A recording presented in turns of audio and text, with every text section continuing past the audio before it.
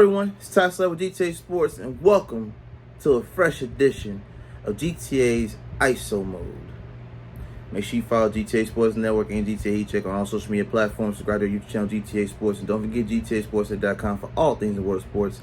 I know it's been a minute since I've done one of these. I've been doing a little bit of somewhat of rebranding, just making some improvements. You know, off season got to improve. Today we're going to talk about the power rankings in the Eastern Conference. I'll also be doing one for the Western Conference for Western Conference fans. Just sit tight. But this one here is for the Eastern Conference. And this was as of the beginning of the month in August, according to John Schumann over at NBA.com. So, the Boston Celtics are number one. No surprise there. Come off finals run. Of course, they added Malcolm Brogdon from the Indiana Pacers, Danilo Gallinari from the Atlanta Hawks, and of course, there's trade rumors going on there. And they lost Daniel Tice, who only played 20 minutes in the finals altogether. Again, the Celtics have a chance to really shake things up in the East. Of course, the Kevin Durant series. We talked about that on the podcast. Shout out to Antonio Turner, as well as special guest Kenny Squires. We touched on that already. But overall, this team here is expected to win. They're expected to get banner number 18. The whole question is, will the Lakers get their banner 18 before the Celtics? You know, they're the storied franchises of the league. So people are really curious to see how this goes. Overall, I mean, their record last season was 51-31. All right. And for the record, we're just going to break down really the top 10. The rest of the teams, obviously, below top 10, or, you know, they still have room to grow. They're in rebuild mode, so there's not much to talk about that. We'll do separate ISO modes. But just so you know, ahead of time, of course, the bottom 5 is 15 teams, of course, per conference. The Washington Wizards are 11, Charlotte Hornets are number 12, Detroit Pistons are 13, Orlando Magic is 14, and the Indiana Pacers, home team, is at the very bottom with a record of 25-57. Again, we'll do separate videos for that. But back to our top 10 in the East. Number 2, because I expect Boston to be in the conversation for the championship for at least the next few seasons. I mean, you got a young core with Tatum and Brown, unless something gets shooken up with the Kevin Durant sweepstakes. So to be continued on that, and they'll get us probably a separate video altogether once this Kevin Durant stuff settles in. Number 2 is the former defending champions of the East, the Milwaukee Bucks, who had a 51-31 record last year. Of course, they added Joe Ingles, who still come off ACL tear. So we won't probably see much from him till like mid-season, Christmas break around that time. The only thing with them, I mean, obviously their defense faltered a little bit. So they got to get back to top 5 defense. And they also have to get back Chris Middleton and see what he can do coming back off of his injury as well. So I won't speak too much. I already kind of did a video on the Bucks and what you know I believe needs to be done, just my personal opinion. Defense definitely needs to step up. They were middle of the pack at 14th overall. 22nd against the league's top 10 offenses, which is But they stayed fresh in the playoffs, so it's kind of a trade-off. They kind of took their foot off the gas in the season, but was able to kick it back into high gear going into the postseason. But they're going to have to defend the three-point line a little better. Number 3 is 76ers. As everybody knows, they did add D'Anthony Melton from the Memphis Grizzlies, PJ Tucker from the Miami Heat, and Daniel House of the Houston Rockets. 2 out of those 3 players play with James Harden, so everybody knows that's what that's about. Pretty much, James Harden took a pay cut, which, of course, the league is currently under investigation for tampering. I don't think it's tampering when you're talking to your own team owners, general managers, and trying to work out a deal to win a championship. I don't think that's tampering. In my personal opinion, the NBA rules definitely need to make some adjustments on that. Adam Silver, you know you need to make some changes on that tampering rule because it's crazy. All right? So, overall, this team here needs James Harden to be at his best. I'm talking Houston Harden. And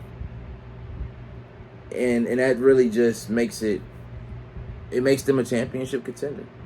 There are going to be some teams that are going to be vying for that number 3 spot in there. And honestly, they got shooters with Melton. They got PJ. You know, he's a little older. He still can shoot the ball very well. Again, you got the pieces. Everybody has to be healthy. We need healthy Embiid to play MVP level Embiid. Of course, James Harden. You got to have Houston Harden show up and be Houston Harden at the end of the day. And overall, I expect them to win at some point. With this roster, I expect them to win at some point. Number 4, we got the Miami Heat. 53-29 record last year. Again, they lost PJ Tucker. Sucks. I hate that they had to move him, but they had the money to keep him, for the kind of deal he was eligible for. Again, you still have, the Max Strus, Caleb Martin. You got these guys that are still hard workers. Oladipo is definitely looking to step up into that superstar role that he once was in Indiana before he had the gruesome quad tear. So I think really his legs should be good. He only played 8 regular season games last year. So what we saw in the postseason was just him just really getting back into the groove. So I do believe Oladipo will turn the page and return back to form this upcoming season. I'm looking forward to that. As a Miami Heat fan, and a strong supporter of the culture, the Heat culture, Pat Riley going to get it done. Coach Spo, Coach Haslam, them guys are going to get it done. They're going to definitely get it done. So they're number 4 as of the beginning of August. Number 5, Toronto Raptors round out the top 5 of the East with a 48-34 record last year. They kind of came, out of nowhere unexpectedly after the All-Star break and went on a tear, quiet but dangerous tear. The rookie Scotty Barnes elevated his game to the NBA level almost instantly. He was definitely in the Rookie of the Year conversation for majority of the season. Fred VanVleet's doing what he does. Pascal Siakam as well. These guys are the core of the Raptors, identity at this point. Still got Gary Trent Jr. Don't sleep on that. So, I say they're still rediscovering themselves after the championship. Being that Kawhi did help them get over the hump. And then they lost Kyle Lowry this past season to Miami. They're still, they getting Otto Porter definitely, is going to help them in ways that nobody's really accounting for at this point. But they've been ranked top 10 defensively in 4 of the last 5 seasons. So one of the 4 teams, by the way, Celtics, Heat, and Jazz, with the Raptors are the top 4 teams defensively in the 4 of the last 5 seasons. So let's not, sleep on that. And they did that with being moved to Florida when during the pandemic. So shout out to the Raptors for continuing to be cultivating a winning culture similar to Miami. Like, even though they lost their superstars for that matter, DeRozan, Kawhi, Lowry, they're still putting themselves in the conversation to win games in the regular season and even make appearances in the postseason. I think they're going to keep building. Number 6, the Chicago Bulls. One that hurts me to talk about because they were looking so promising prior to injury. Lonzo Ball, Alex Caruso, Zach LaVine got banged up a little bit, and it was a contract year for him. And DeMar had to carry all of that on his shoulders. And for them to still get to the postseason with that 46-36 record, which was way better prior to injury, mind you, before All-Star break. Damn. So the fact that the Bulls are still number 6 in the power rankings as of August, and they still have potential to climb. They added Goran Dragic and Andre Drummond in the offseason. Damn. And according to stats, the Bulls were the only team with a winning record and a negative point differential. And I think, again, that injuries played a major part in that. They lost their identity when they lost their team core as far as their starting 5 goes. They were ranked top 10 along with Milwaukee and Phoenix Suns. They were ranked in the top 10 in field goal percentages in the paint. So, and mid-range field goal percentage and 3-point percentage. So again, they had the season's best record when leading at half, and its 3rd best record when leading by double digits, both 35-5 and 38-7. This team has the potential. But the season-ending injury to Lonzo, Caruso lost 3 months. These guys really pushed this team. They were ranked 11th in defense. So they were just sitting outside top 10 prior to injury. So I expect more out of them with Drummond and Dragic being able to do things and help the stars get the rest that they need and get everybody back on point. Expect the Bulls to make some noise this year once again. Hopefully they can stay healthy. Number 7, the Brooklyn Nets. I'm not even going to get into that. That is a whole, I'm going to leave that alone because that is a whole nother video. You want my thoughts on the Nets, watch the podcast that we did. Antonio Turner, Kenny Squires. We broke that down. It's Kevin Durant versus the Brooklyn Nets. Subscribe, comment, check out the video. That'll tell you everything you need to know about the Brooklyn Nets. Number 8 is the Atlanta Hawks. Now, they added DeJounte Murray from the Spurs, Frank Kaminsky from the Suns, and 2 Holiday brothers not named Drew. Going to come in, you lost Gallinari, which was your veteran leader in scoring, DeLon Wright, and Kevin Huerter. Shooters, basically. You gained a shooter in DeJounte Murray, who's going to have to share time and usage with Trae Young. I can't guarantee that this is going to work or that it's not going to work. I'm going to have to wait and see. I only say that because the Hawks are in a weird space right now where you got players that can do damage but come up small in the postseason. Regular season, I'm not really worried about. Postseason is my question.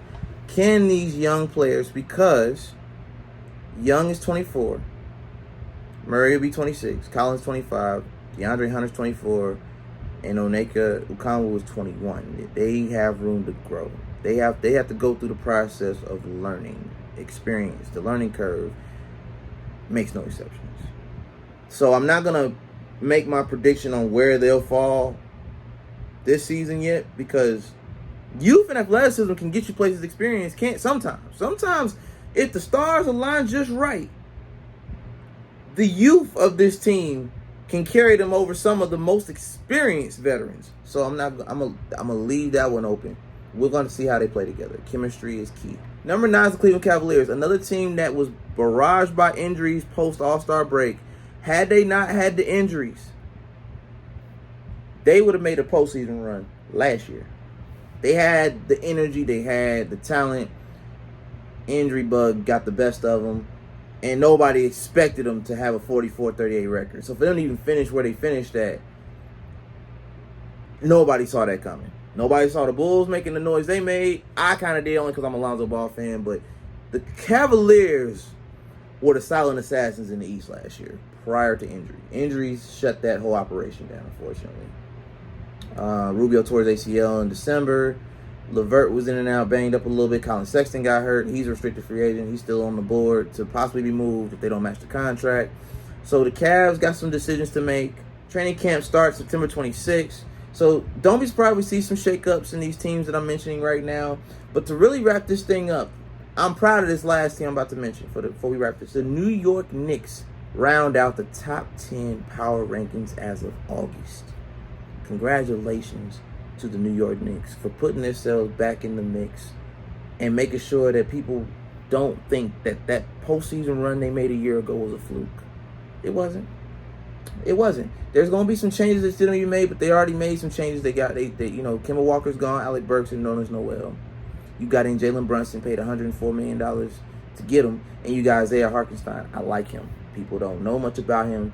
He is deadly at the 5.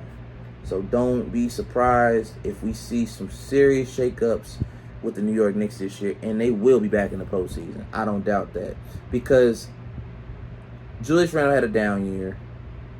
RJ Barrett kind of broke out, but still got some room to improve. I think Randall's gonna have a rebound season. He's seeing all the press, all the media, and if he doesn't improve by a trade deadline, don't be surprised if Julius Randle either requests a trade or gets traded, because they gotta at least have him play well enough to get his trade value up to snuff. And right now, there's no real market for Julius Randle. He's a player that plays well when he knows a contract year is around the corner. So that wraps up the top 10 for those of y'all that just joined us, and we're going to wrap this up real quick. Number 1, we have the Boston Celtics. Milwaukee Bucks at number 2. Philadelphia 76ers at number 3. Miami Heat at number 4. Toronto Raptors at number 5. Chicago Bulls at number 6. The Nets at number 7. Hawks at number 8. Cavaliers number 9, and New York Knicks at number 10. This is Ty Slatter here with the Eastern Conference Power Rankings for August. GTA, ISO mode. Like, comment, and subscribe, and we'll be back with a Western Conference Power Ranking. So stay tuned. It's Ty Slatter here with GTA Sports. Take care.